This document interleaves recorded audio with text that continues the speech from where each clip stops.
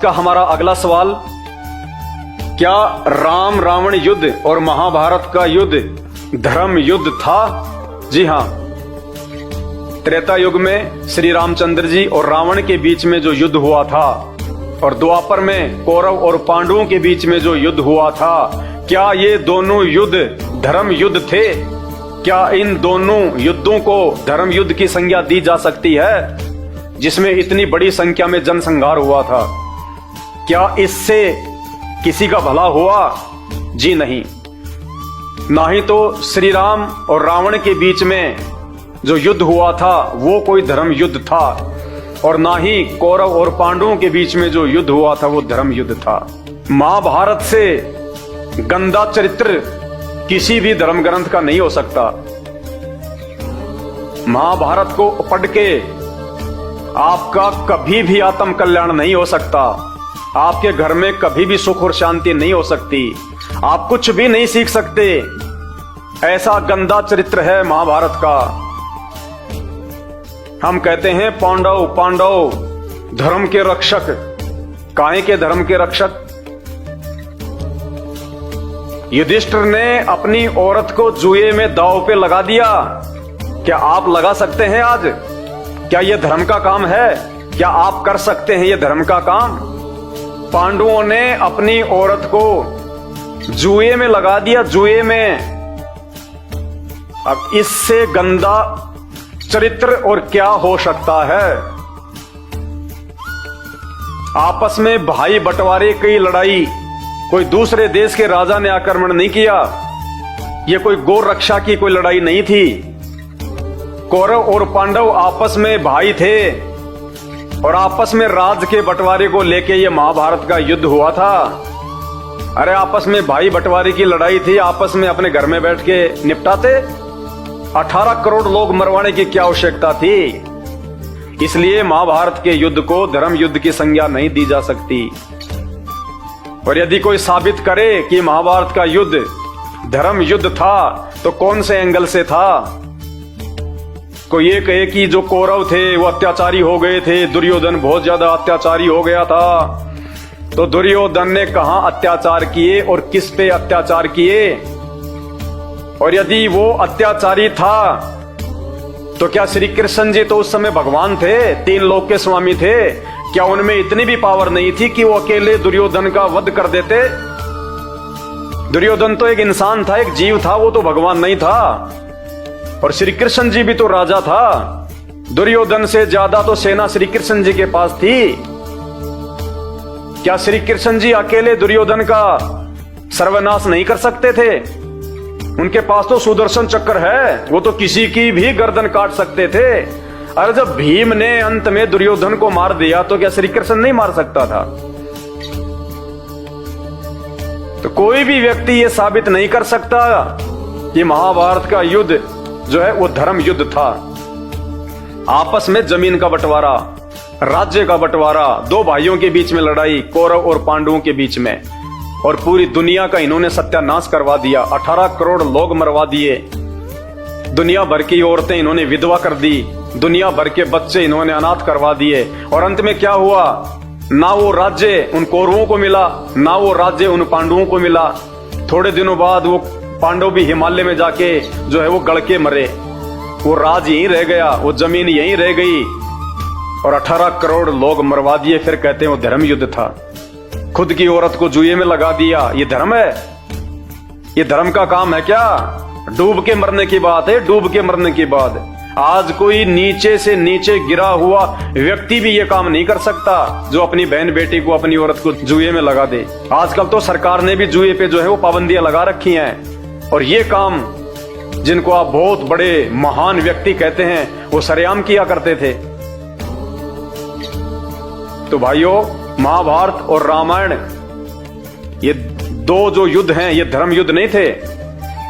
राम रावण युद्ध कोई धर्म युद्ध नहीं था, कोई सीमाओं की लड़ाई नहीं थी। भारत देश पे लंकापति रावण ने भारत देश को हड़पने के लिए उसने कोई जो है वो चढ़ाई नहीं करी थी कि श्री रामचंद्र जी ने भारत देश की सीमाओं को बचाने के लिए ये लड़ाई लड़ी। ना कोई ये गोरक्षा की लड़ाई थी। रामचंद्र जी की पत्नी को रावण ले गया। अब ये मुकदमा, ये मैटर राम और रावण के बीच का था। इतने लोग मरवाने की क्या आवश्यकता थी? 18 करोड़ 18 करोड़ की सेना मरी थी दोनों तरफ से। बताइए, अरे रावण तो एक इंसान था, लंका देश का राजा था, जबकि श्री रामचंद्र जी तो विष्णु अवतार भगवान थे। वो तो रामचंद्र जी अपने बलबूते पे, अपनी पावर के बलबूते पे सीता जी को रावण की कैद से छुड़वा के क्यों नहीं ला सके? क्या रावण से भी कमजोर थे? और रावण से भी कमजोर थे तो भगवान कहां हुए? तो ये कौन सा जो है ये धर्म युद्ध था।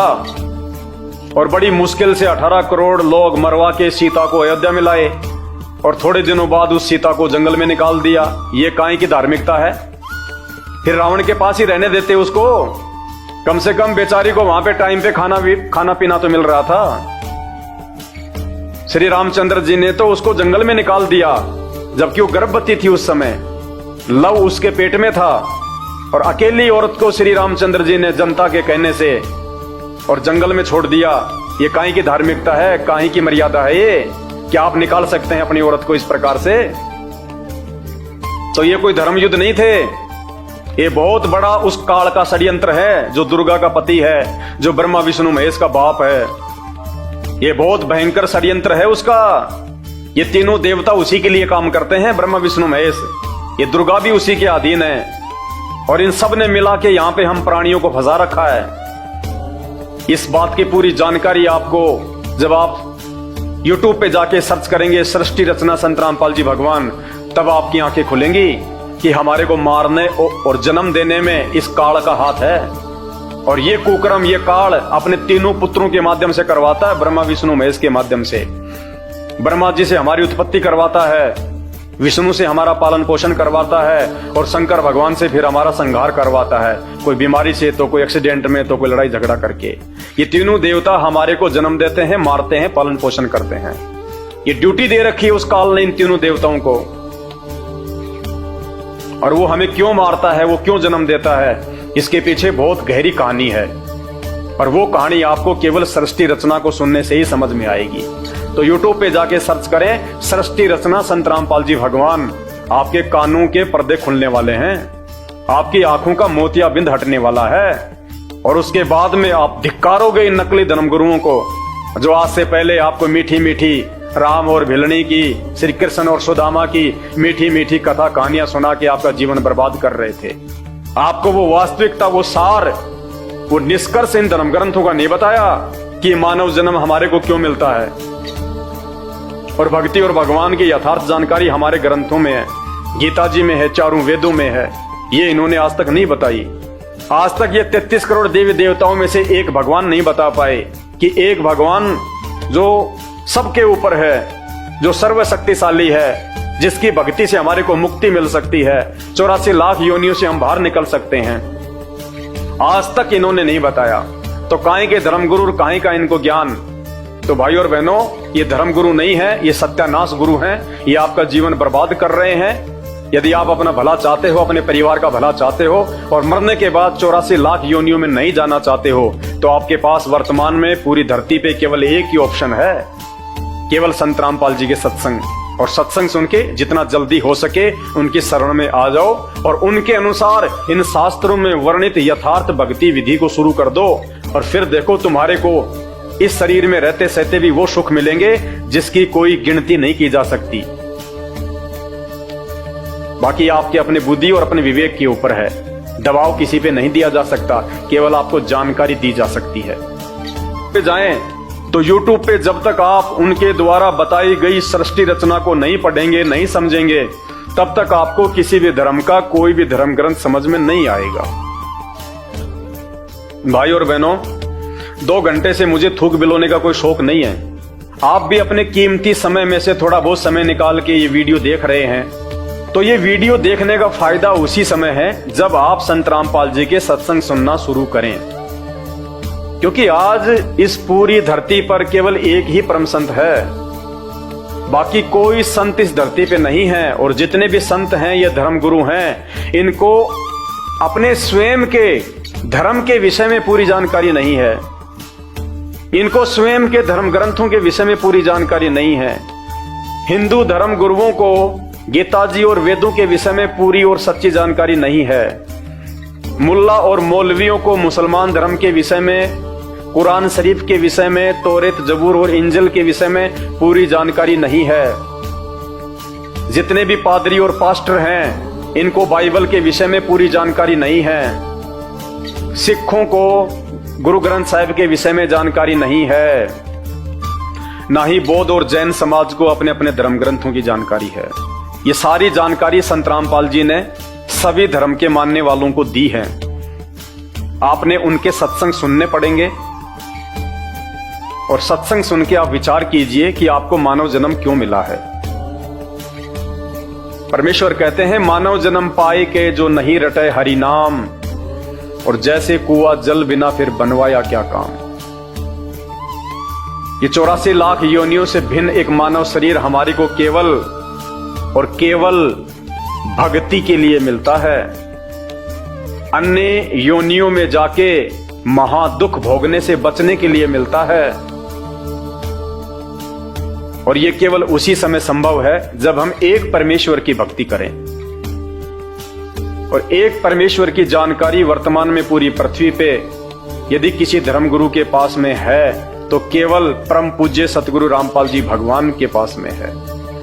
और जब तक आप उनके सत्संग नहीं सुनेंगे, आप उनके विचारों से परिचित नहीं होंगे, तब तक ऐसे ही आप अपना ये अनमोल मानव जन्म बर्बाद करते रहेंगे। और आज मानव जन्म में आप कितने सुखी हैं बिना भक्ति और भगवान के। और कल को जब ये शरीर छूटेगा, हम 84 लाख योनियों में जाएंगे, उस समय हमारे साथ में क्या बीतेगी। आज आप एक गधे का जीवन देख लीजिएगा, आज आप एक बैल का जीवन देख लीजिएगा, कितना महादुख भोगता है। सारा दिन खेत में चलता है, गाड़ी में उसको किसान जोतता है। एक गधा सारे दिन ईंट के भट्ठे के ऊपर कितनी मेहनत करता है, सारा दिन ईंटें ढोते रहता है। अन्य पक्षी देख लीजिए, पशु देख लीजिए, एक कुत्ता देख लीजिए, सर में कीड़े पड़ जाएं, पूरे शरीर पे उसके खुजली हो जाए, एक्सीडेंट में उसका पैर कट जाए, कितने दुख भोगते हैं। आप और हमारे ऊपर तो छोटी मोटी कोई भी आपत्ति आती है, हम तो तुरंत अपने किसी रिश्तेदार को बता दें, कहीं से सहायता प्राप्त कर लें, मेडिकल प्राप्त कर लें, हॉस्पिटल में चले जाएं। भूख लग रही है तो खाना खा लें, कहीं भी 56 प्रकार के भोजन बना के खा लें। और कल को जब भक्ति सही नहीं करेंगे, और ये तो विधान है परमात्मा का, ये मोटे मोटे ग्रंथ भगवान ने कोई ऐसे थोड़े ना लिखवाए, मजाक में थोड़े लिखवाए चारों वेद और ये गीता जी, ये पुराण, इनमें भक्ति और भगवान के विषय में जानकारी है। इस मानव शरीर से हमें क्या करना चाहिए उसकी जानकारी है। और यदि हमने वो कार्य नहीं किया, संत रामपाल जी की शरण में आके एकमात्र पूरे विश्व में उस तत्वदर्शी संत की शरण प्राप्त करके यदि हमने एक परमात्मा की भक्ति नहीं की, तो अगला जन्म 84 लाख योनियों का। फिर हमें ना कोई सत्संग के विषय में बताएगा, ना कोई समझाएगा, ना हम समझने के लायक रहेंगे। कहते माता पिता मिल जाएंगे लग 84 माही, सतगुरु की सेवा और भक्ति ये फेर मिलन की नाही। आज अनजाने में लोग कहते हैं माता पिता ही हमारे गुरु हैं, माता पिता ही हमारे गुरु हैं। बहुत अच्छी बात है, वो भी गुरु हैं, उन्होंने भी आपको जीवन जीना सिखाया है, बचपन में आपको शिक्षाएं दी हैं। लेकिन बिना आध्यात्मिक गुरु के वो माता पिता भी मरने के बाद 84 लाख योनियों में जाएंगे, और आप भी 84 लाख योनियों में जाएंगे। वहां पे ना आपको माँ बचाएगी, ना आपको वो पिता बचाएगा। तो ये परम पिता परमात्मा इस धरती पे प्रकट है, सबका पिता है, सबकी माँ है। ये हमें सत्य आध्यात्मिक ज्ञान देके 84 लाख योनियों से भी बचाएंगे। और इस शरीर में रहते सहते यदि हमारे ऊपर कोई संकट आना होगा, कोई परेशानी या कोई दुख आना होगा, हमारे कोई प्रारब्ध का, हमारे कोई पूर्व जन्मों के कुकर्मों का, उसको भी संत रामपाल जी अपनी भक्ति से काटने में समर्थ हैं। आपके ऊपर वो कष्ट नहीं आने देंगे यदि आप उनके मर्यादा में रह के भक्ति करेंगे।